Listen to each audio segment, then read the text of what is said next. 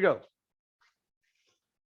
All right, happy birthday, Merle Haggard and Paul Rudd, 54 today. Just FYI, National Fresh Tomato Day, National Twinkie Day.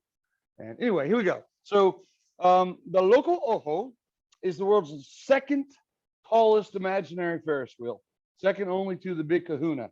If you take the retest, you'll meet the tallest imaginary Ferris wheel in the world, the Big Kahuna. That's on the retest. But this one's the second tallest imaginary one. It's located on the small Mexican island Isla et cum spiritu tuo, all right, which is a Latin phrase. It reaches a maximum height of 2,100 feet above ground, and it takes an hour and 2 minutes. Thank you, Ada. Aida. Right, not like the opera Aida, but spelled the same way. Okay. Anyway, it has a 1,040-foot radius. You get on the bottom, start your stopwatch at 0. Okay.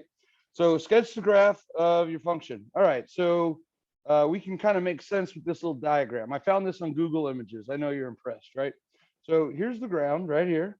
And we know it reaches this maximum height, it says, of 2,100 feet. Wow. Okay. So it's very large, right? Here's the center, and then here's the bottom. So if we know that the radius of the arm is 1040, this is 1040 right here, and this is 1040, right?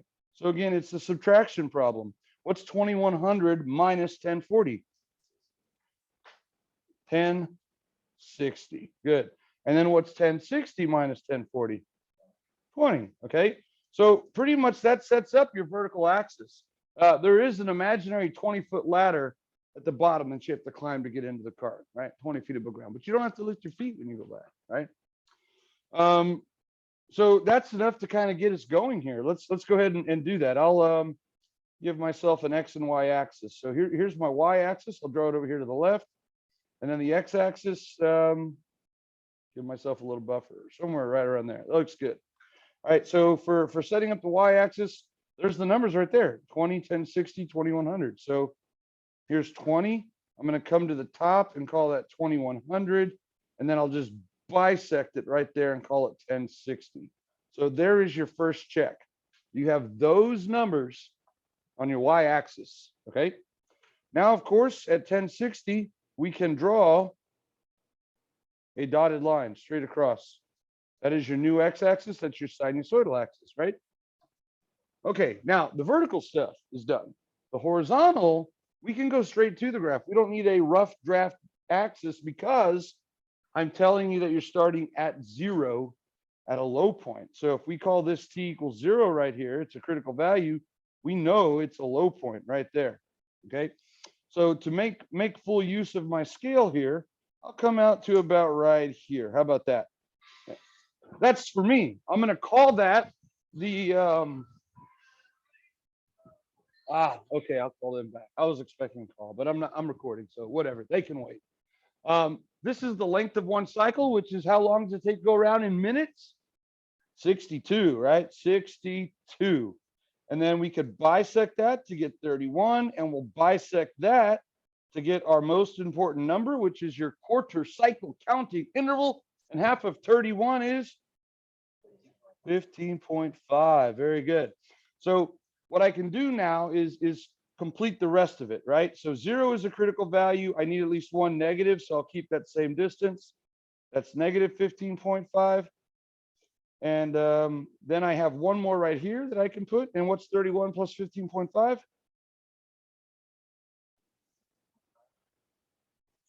46.5. And we can put more if we want, okay? But we need at least one negative critical value, and we need at least 5 for one cycle. So 1, 2, 3, 4, 5. This would be the fewest number that you would need to get the second check. Okay. Of course, you could have more than that, but you need at least those to get the second check and those numbers. All right. Let's do this. That works better. Oh, okay. Now, we can finish the graph, can't we? We already know a low point. So there's only one place to go from the bottom, right? And that is up. So going left to right, we are now on the axis there. We got a high point. We're on the axis, and we're back on a low point. And then if I continue going to the left, because much like the others, This one was already in motion when we got on, so we can kind of extrapolate back in time before we got there. And now we just connect the dots with what? Straight lines? No, curvy lines, okay? So curvy lines, we're smiling, and then we're frowning, right? And then we're smiling, and then turn the corner, and there you go. So the third check is going to be for the graph. So here's what you're looking for. Does it start low? And is it curvy, right? If those two requirements are met, give yourself the check, all right?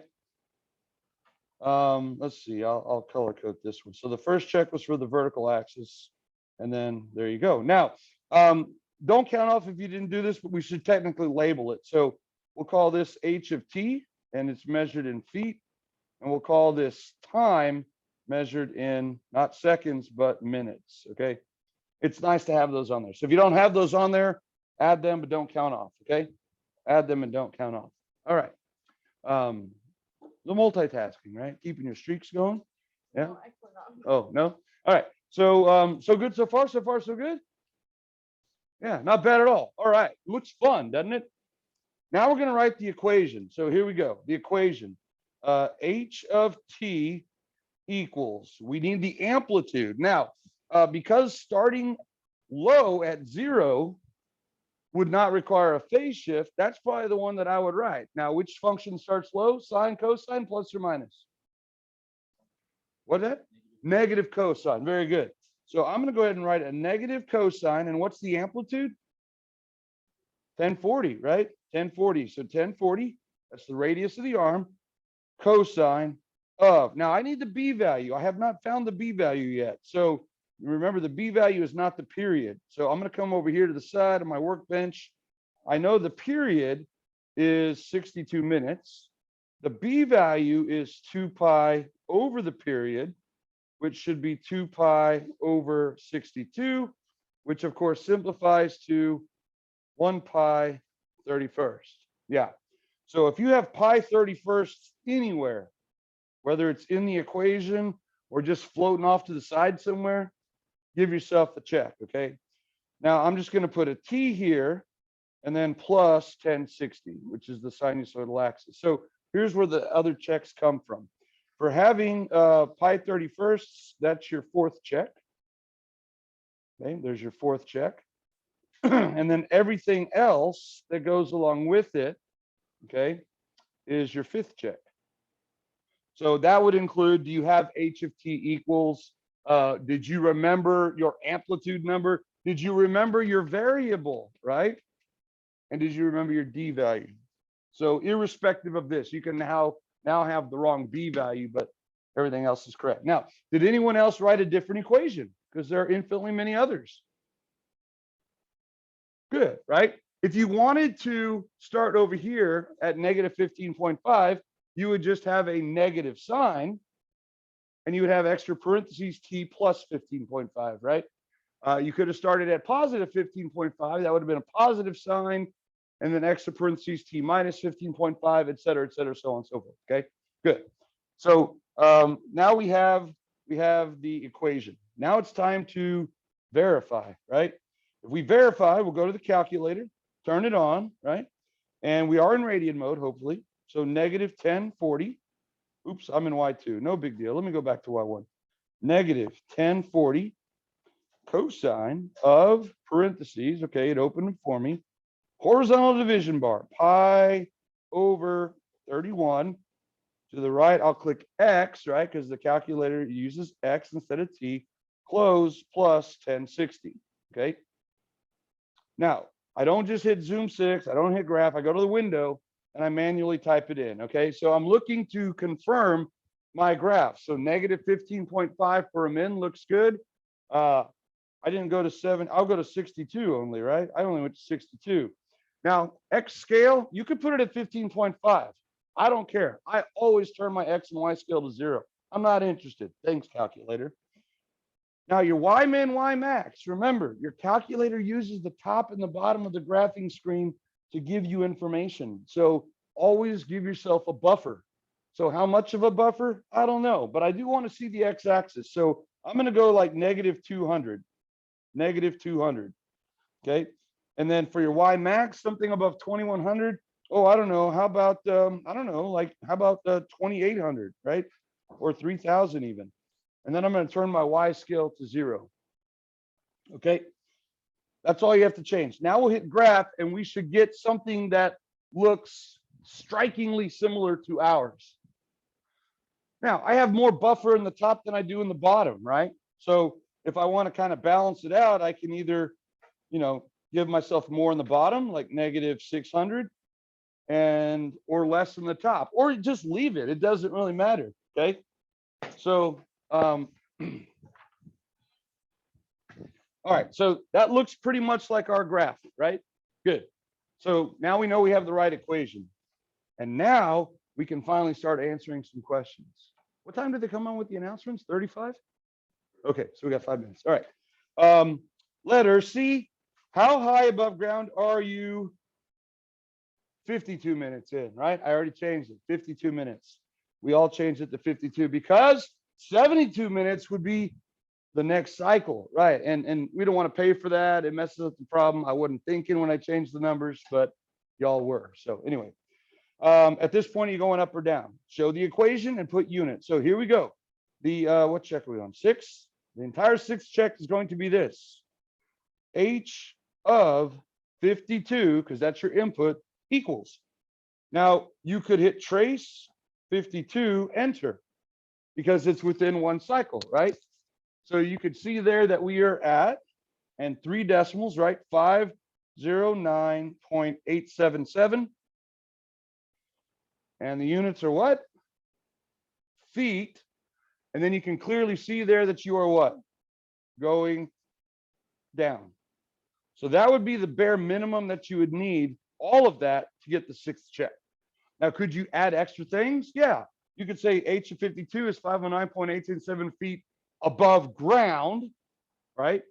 Going down, having a good time, comma. To be honest, I was a little terrified at the top. It was, you know, exceptionally high in the sky, and I'm kind of afraid of heights, but I know that the engineers and the people who built this tightened all the bolts, and I trusted them. So it was kind of an exhilarating thing, right? I traveled in the direction of my fear and I conquered it, and it was worth it. I'm a better person for that. You could say all that, right?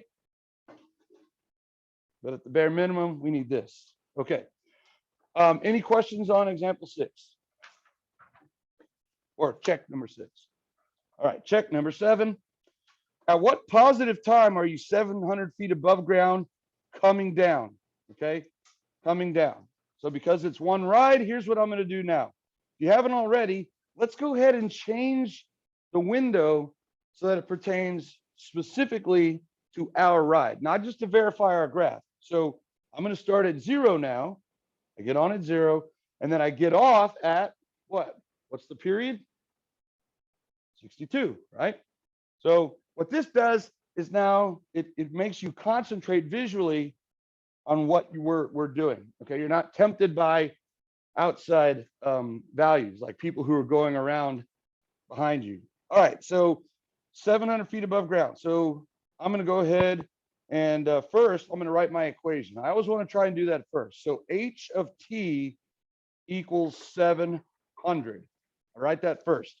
Now I can go to Y2 or Y3 or wherever you want, and we'll graph 700 and you'll see it intersect, right?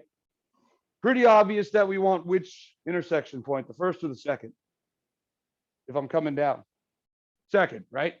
So second trace, number 5, enter, enter, and scroll, right? Just use the directional pad. Get close enough, hit enter, and then underneath there we put T equals 49.987 minutes, or T equals 49.988 minutes. Either one of those. The whole thing is the 7th check, okay? You need all of it. Now you can round or truncate, it doesn't matter. Missing any of that, it's not going to work.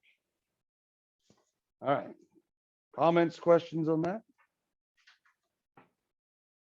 All right, so the announcements are going to come on. So here's what we're going to do. We're going to stop this right here. And then I'm going to grade the rest, average those two together from yesterday's or 2 days ago. When was it? Was it yesterday? It was yesterday. Yeah. And then this one. And then, or was it 2 days ago? It was to see my man. Wow. March Madness, right? Still going on in my head. All right. Just pass them to the front and we'll go from there. All right. I pledge allegiance to the flag of the United States of America And to the republic for which it stands, one nation under God, indivisible, with liberty and justice for all. Honor the Texas flag. I pledge allegiance to the Texas, one state under God, one and indivisible.